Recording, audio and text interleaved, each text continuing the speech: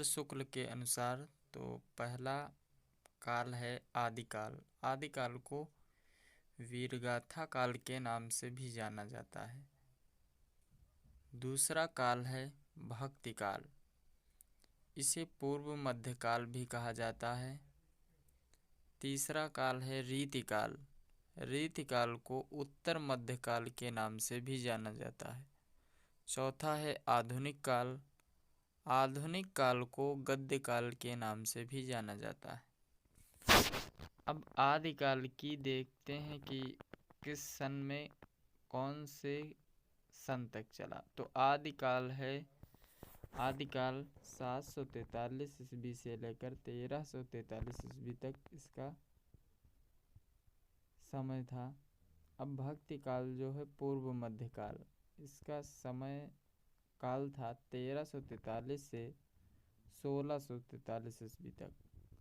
रीतिकाल यानी उत्तर मध्यकाल 1643 से 1843 तक। आधुनिक, जिसे गद्य काल कहा जाता है, 1843 से अब तक। बात करते हैं आदिकाल की। तो आदिकाल, इनके नाम देखते हैं आदिकाल के। तो आदिकाल में प्रारंभिक काल, सबसे पहले जो है कि प्रारंभिक काल किसने कहा, तो मिश्र बंधुओं ने कहा। चारण काल जो था ये जॉर्ज ग्रियर्सन ने कहा। वीरगाथा काल रामचंद्र शुक्ल ने कहा। आदिकाल डॉक्टर हजारी प्रसाद द्विवेदी ने कहा। सिद्ध सामंत काल राहुल संस्कृत्यायन ने कहा। चारण काल की जो संधि दी गई ये डॉक्टर रामकुमार वर्मा के द्वारा। और बीजोपन काल जो था वो महावीर प्रसाद द्विवेदी ने कहा। किसको, आदिकाल के ये नाम है। प्रारंभिक काल, चारण काल, वीरगाथा काल, आदिकाल, सिद्ध सामंत काल, चारण काल और बीजोपन काल, ये सब आदिकाल के नाम है। बात करते हैं भक्ति काल। भक्ति काल को पूर्व मध्यकाल कहा जाता है। तो इसके देखते हैं कि किस किस नाम से जाना जाता है भक्ति काल को। स्वर्ण काल जॉर्ज गिडेसन ने कहा। स्वर्ण युग श्याम सुंदर दास ने कहा। भक्ति काल आचार्य रामचंद्र शुक्ल ने कहा। और लोक जागरण काल की संज्ञा हजारी प्रसाद द्विवेदी ने दी। रीतिकाल उत्तर मध्यकाल, इसकी समय सीमा 1643 से 1843 ईस्वी तक। उत्तर मध्यकाल रामचंद्र शुक्ल ने दिया। अलंकृत काल मिश्र बंधुओं ने दिया। और श्रृंगार काल यानी रीतिकाल को श्रृंगार काल के नाम से जाना जाता है। तो विश्वनाथ प्रसाद मिश्र ने कहा। आधुनिक काल, अब आधुनिक काल को ही गद्य काल कहा जाता है 1843 से अब तक। तो आधुनिक काल किसने कहा, डॉक्टर रामकुमार वर्मा ने कहा। और इसका दूसरा नाम है गद्य काल। तो गद्य काल किसने कहा, रामचंद्र शुक्ल ने। वर्तमान काल जो था ये मिश्र बंधुओं ने कहा। आदिकाल, सबसे पहले देखते हैं आदिकाल को विस्तार में। आदिकाल की समय सीमा है 743 से 1343 ईस्वी तक। आदिकाल की विशेषताएं हैं आश्रयदाता राजाओं की प्रशंसा, युद्धों का सजीव वर्णन, वीर रस के साथ श्रृंगार रस का वर्णन। नंबर 4 है डिंगल व पिंगल शैली का प्रयोग।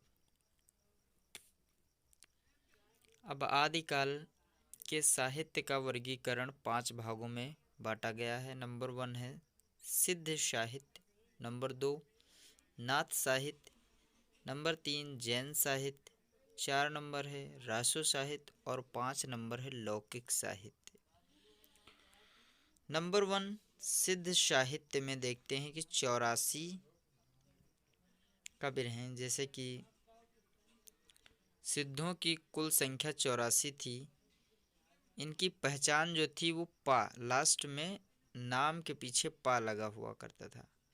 जैसे सरहपा, शबरपा, लुइपा, कड़हपा, डुमिपा, कुकुरिपा, दोहा कोस, ये इम्पोर्टेंट है। राहुल सांस्कृत्यायन ने हिंदी का प्रथम कवि किसे माना है? तो सरहपा को माना है। नंबर 2 अब देखेंगे कि जैन साहित्य। तो जैन साहित्य में कवि एवं रचना, तो कवि देखिए कि देवसेन श्रवकाचार्य इनकी रचना है। मुनिजन विजय, मतेश्वर बाहुबली रास, ये इनकी रचना है। जिनधर्म सूर, स्थूल भद्ररास, ये रचना है। विजय सेन सूर, रेवंत गिरिरास, ये रचना है। नंबर 3 है नाथ साहित्य। नाथ साहित्य के प्रवर्तक जो थे गोरखनाथ थे और नाथों की कुल संख्या 9 थी। नाथों की कुल संख्या 9 थी। गोरखनाथ के गुरु का नाम मीननाथ, मच्छंदरनाथ, मत्स्येंद्रनाथ के नाम से भी जाना जाता था। नंबर 4 देखते हैं रासो साहित्य। रासो साहित्य के कवि एवं रचनाएं। तो रासो साहित्य में सबसे पहली रचना है दलपति विजय, इनकी रचना थी खुमाण रासो। नरपति नाल है। विसल देवरासो, एक प्रेम कथा है। चंद बरदई, ये पृथ्वीराज रासो रचना है, इसमें 69 सर्ग हैं। सारंगधर जो थे इनकी रचना थी हमीर रासो। जगनिक थे परमाल रासो। आल्हा खंड ऊदल, आल्हा और ऊदल दो वीर महोबा, जो कि पान की खेती में बहुत अच्छी है। भट्ट केदार, जयचंद प्रकाश, ये इनकी रचना थी जयचंद प्रकाश। सिरधर थे रणछल भंद। नंबर 5 देखते हैं यहाँ पर लौकिक साहित्य। तो लौकिक साहित्य जो था 5 नंबर में, इसमें देखते हैं कि अमीर खुसरो थे। अमीर खुसरो, असली नाम था अब्दुल हसन। जन्म 1312 ईस्वी, पटियाली जिला एटा। इनके गुरु का नाम निजामुद्दीन औलिया। इनकी रचनाएं पहेलिया, मुकुरियाँ, खालिकबारी, गज़ल। भाषा इनकी थी अमीर खुसरो की खड़ी बोली। नंबर 2 देखते हैं अमीर खुसरो में विद्यापति। रचनाएं हैं कीर्तिलता, कीर्ति पताका, पुरुष परीक्षा, गंगा वाक्यावली। विद्यापति राजा शिव सिंह और कीर्ति सिंह के दरबारी कवि हुआ करते थे। ट्रिक में देखते हैं कि अमीर चंद विद्या नाले में जा गिरे। तो इसमें रचना है कि अमीर चंद विद्या नाले में जा गिरे। तो देखिए कि इसमें कुछ रचनाएं हैं, जैसे कि अमीर खुसरो, चंद बरदई, विद्यापति, नरपति नाल, जगनिक। भक्ति काल, इतिहास का दूसरा काल है भक्ति काल। भक्ति काल की समय सीमा 1343 ईस्वी से 1643 ईस्वी तक। अब भक्ति काल को 2 भागों में डिवाइड किया गया। इसकी 2 शाखाएं हुई, सगुण भक्ति शाखा और निर्गुण भक्ति शाखा। अब सगुण भक्ति शाखा जो थी, इसकी 2 उप शाखा थी, जिनका नाम था रामाश्रय शाखा और कृष्णाश्रय शाखा। अब निर्गुण भक्ति शाखा जो थी, इसके भी 2 पार्ट हुए, यानी उप शाखाएं हुई, ज्ञानाश्रय शाखा और प्रेमाश्रय शाखा। तो सबसे पहले बात करते हैं सगुण भक्ति शाखा में रामाश्रय शाखा की। तो रामाश्रय शाखा को राम का विधारा के नाम से भी जाना जाता है। जैसे रामाश्रय शाखा से पहचान मिलती है कि ज़्यादातर इसमें राम के उपासक जितने कवि रहें उनकी बात करते हैं। रामाश्रय शाखा के कवि एवं रचनाएं, तो तुलसीदास सबसे पहले आते हैं। तुलसीदास की रचना है वैराग्य संदीपिनी। नाभादास अष्टायम रचना थी। ईश्वरदास सत्यवती कथा। अग्रदास हितोपदेश। केशवदास रामचंद्रिका इनकी रचना थी। प्राणानंद रामायण महानाटक ये तुलसीदास, नाभादास, ईश्वरदास, अग्रदास, केशवदास, प्राणानंद दास ये सभी राम भक्ति शाखा के कवि थे। तुलसीदास का जीवन परिचय डिटेल में देखते हैं कि नाम तुलसीदास, पिता का नाम आत्माराम दुबे, गुरु का नाम नरहरियानंद और पत्नी का नाम रत्नावली। जन्म 1532 ईस्वी, मृत्यु 1623 ईस्वी। जन्म स्थान राजापुर बांदा जिला। माता का नाम हुलसी। भाषा इनकी ब्रजभाषा व अवधी।